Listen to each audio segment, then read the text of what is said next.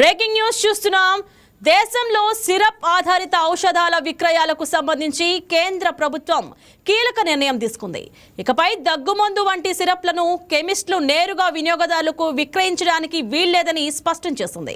దగ్గుమందు కొనుగోలు చేయాలంటే డాక్టర్ చీటీ తప్పనిసరి చేస్తుంది. ఈ మేరకు 1945 ఔషధ నిబంధనలో మార్పులు చేస్తూ కేంద్ర ఆరోగ్య శాఖ తాజాగా నోటిఫికేషన్ జారీ చేసింది.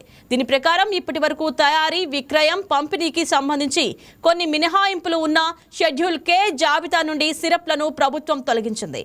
ఈ నిర్ణయం వల్ల ఇవి ఇకపై ఓవర్ ది కౌంటర్ విక్రయాల పరిధిలోకి రావు.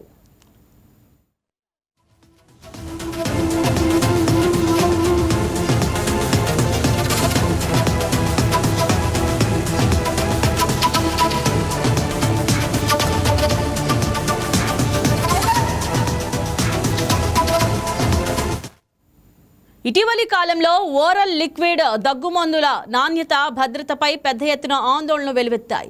దగ్గు సిరప్ కారణంగా పలు మరణాలు సంభవించాయన్న ఆరోపణలు ఉన్నాయి. ఈ నేపథ్యంలో ఈ మార్పుకు సంబంధించి 2025 డిసెంబర్లోనే కేంద్ర ఆరోగ్య మరియు కుటుంబ సంక్షేమ మంత్రిత్వ శాఖ ముసాయిదా నోటిఫికేషన్ జారీ చేసింది.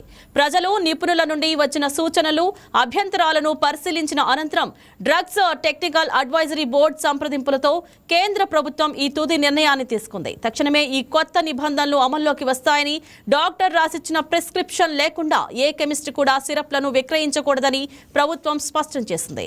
ఈ నిర్ణయం ద్వారా సిరప్ల దుర్వినియోగాన్ని అరికట్టడంతో పాటు ప్రజలకు సురక్షితమైన వైద్య సేవలు అందుతాయని ప్రభుత్వం భావిస్తోంది.